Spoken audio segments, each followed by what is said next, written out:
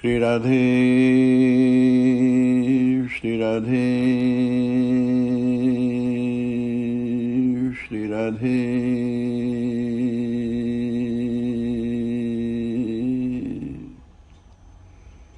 श्री राधे श्री राधे श्री राधे श्री राधे श्री राधे श्री राधे श्री राधे श्री राधे श्री राधे श्री राधे। दूसरों के नगरों को जलाने वाले रावण की लंका राख में मिल जाती है। उसके सशक्त हाथ अपने प्रियजनों के असहाय आंसू पोंछने में असफल हो जाते हैं। दूसरों की आह भरी चीत्कार पर अट्टहास करने वाला रावण अपनी आह में जलकर खाक हो जाता है। व्यवहारिक दृष्टि से रावण में सद्गुणों का अभाव नहीं है। वह कुलीन ब्राह्मण है, ऋषि पुत्र है, वेदों का अद्वितीय पंडित है, तपस्वी है, शिवभक्त है। राम ने तो शिव की अर्चना में पत्र पुष्प ही चढ़ाए थे। रावण ने तो शिव के चरणों में शीश अर्पित कर दिया था। रावण और राम की शिवभक्ति में रावण की शिवभक्ति श्रेष्ठतर प्रतीत होती है। राम तो सभी दृष्टियों से रावण से हीन दिखाई देते हैं। राम राज्यच्युत हैं, रावण राजा है। राम ने जंगल में साधारण कोटि के ही राक्षसों को मारा है। रावण के पौरुष के समक्ष सामान्य देवताओं की तो बात ही क्या, ब्रह्मा विष्णु और शंकर भी हतप्रभ हैं।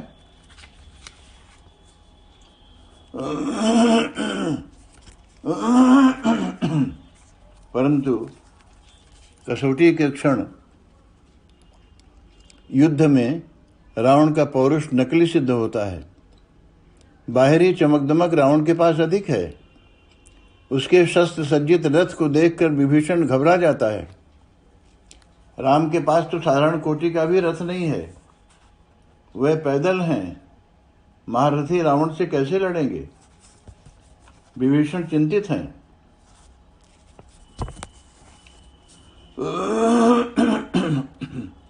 स्वाभाविक भी है विभीषण की चिंता। युद्ध प्रारंभ में राम के दिव्य शस्त्र अस्त्र असफल हो जाते हैं, परंतु राम की दृष्टि में विजय हेतु रथ का प्रदर्शन जरूरी नहीं। रावण प्रदर्शन में विश्वास करता है और राम वास्तविकता में।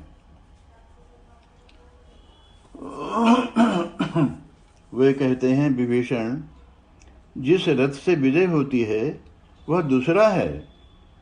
उसे जानने की नहीं, पहचानने की आवश्यकता है। अनुभव होता है उसका। जानने में अभिमान है, पहचानने में, अनुभव में शांति है, स्वीकृति है। रावण के ज्ञान के पांडित्य और विज्ञान के प्रभाव ने लोगों की दृष्टि में राम को भी अतिक्रांत कर लिया है। राम अतिक्रांत भी हो जाते हैं रावण के समक्ष और विभीषण का सहारा मांगते हैं। विभीषण बताते हैं रावण कि रावण की नाभि में अमृत कुंड प्रतिष्ठित है।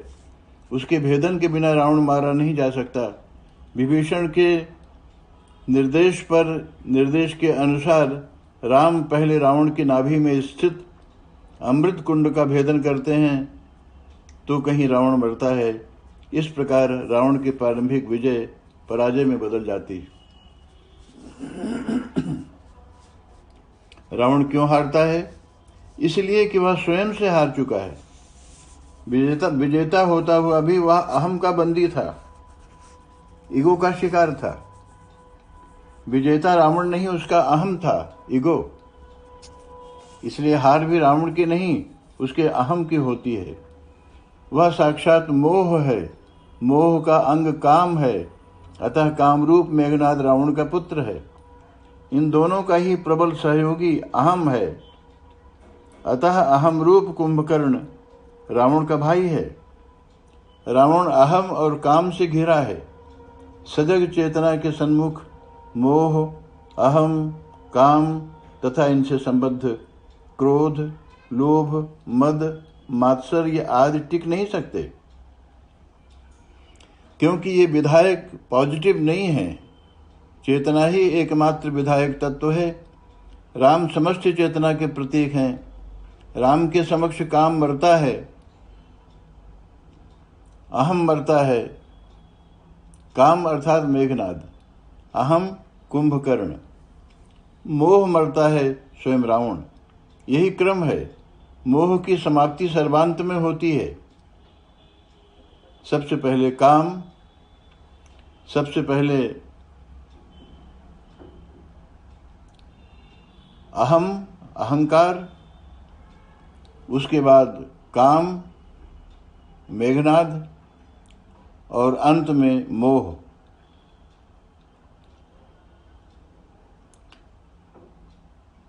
ये सभी शुद्ध चेतना के विक्षेप हैं, आवरण हैं।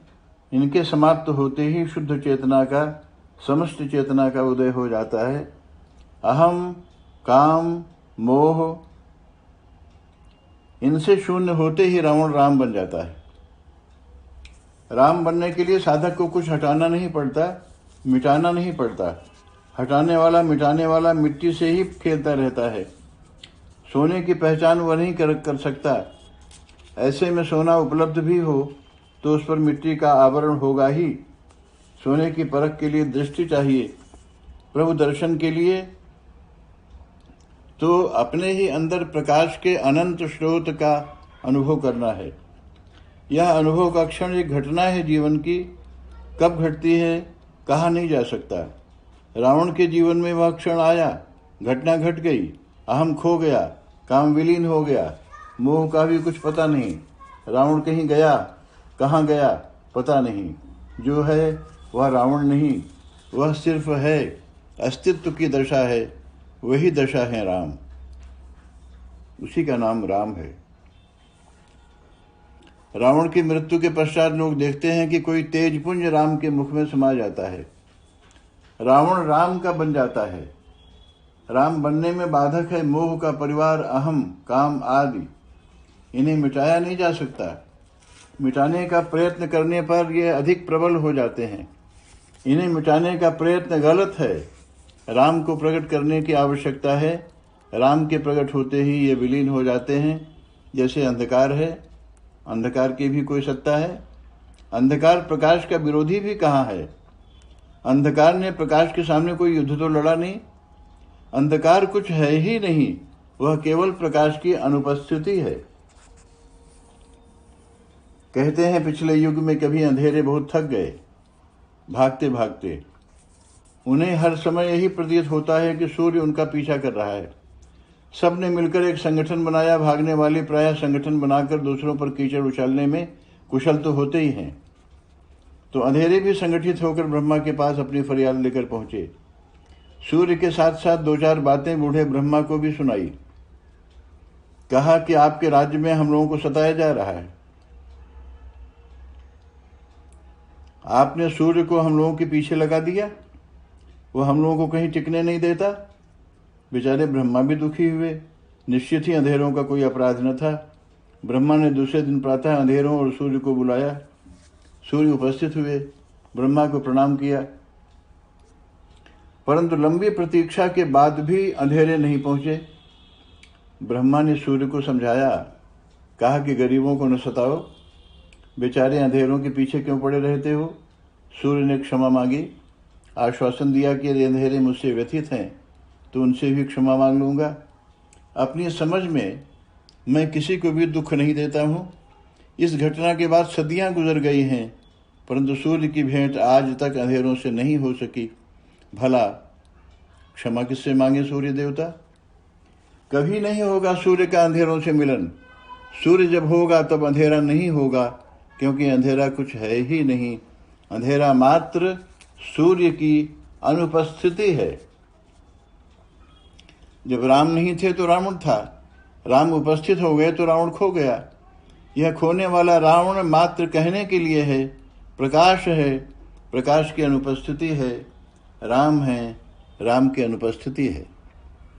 अंधेरा भी कभी तो सम्मान पाता ही है। सोने वाला अंधेरा ही चाहता है। वह प्रकाश से अपने को छिपा लेना चाहता है। अंधेरा न हो तो सोना कठिन हो जाता है। अंधेरे को चाहने वाली चेतना स्वप्नशील है, सुप्त भी है। सुप्त चेतना अंधेरे के शासन में रहती है। अंधेरा खुलकर खेलता है उस सोई हुई चेतना के साथ। कोई चेतना भला अंधेरे से टकरा सकती है? यह रावण सुप्त चेतना का ही शासक है। कोई जागा भी है तो आंख बंद किए पड़ा है।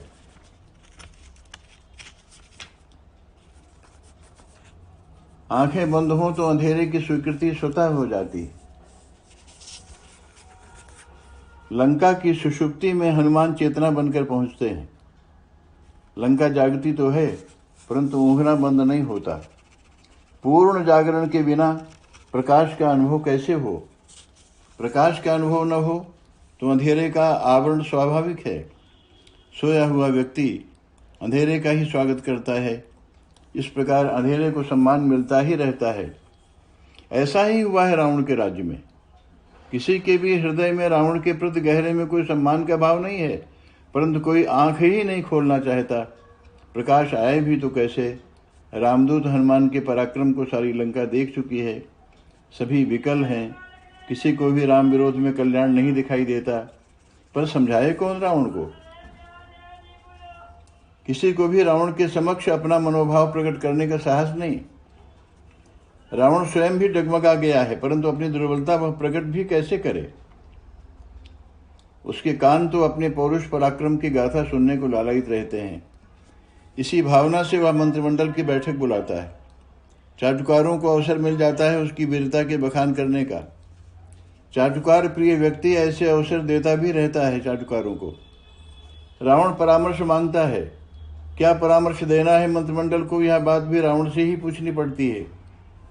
किसी में भी तो यह साहस नहीं है कि सच कह सके। एक बंदर के पराक्रम के समक्ष ही सारी लंका पराभूत हो चुकी है।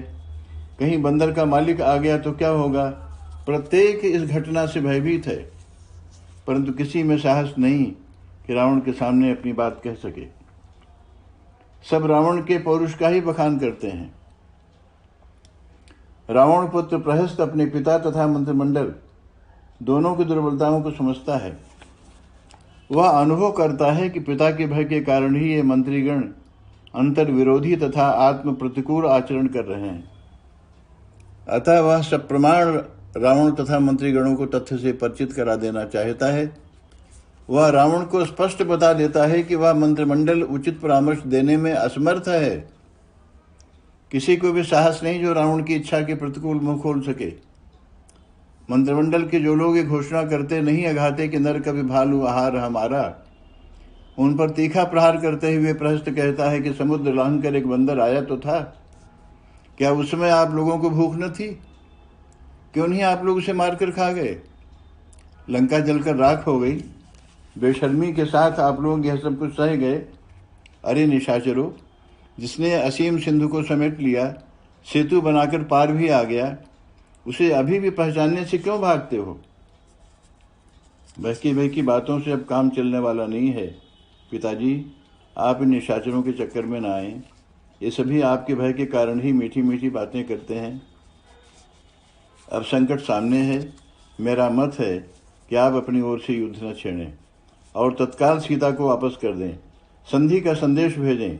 यदि आपके ऐसा करने पर भी राम लक्ष्मण युद्ध के लिए आमादा हों तो हट कर युद्ध करें। प्रहस्त के इस सब परामर्श पर रावण क्रुद्ध हो जाता है। फलतः प्रहस्त भी रावण की सभा का परित्याग कर देता है। श्री राधे श्री राधे श्री राधे श्री राधे श्री राधे।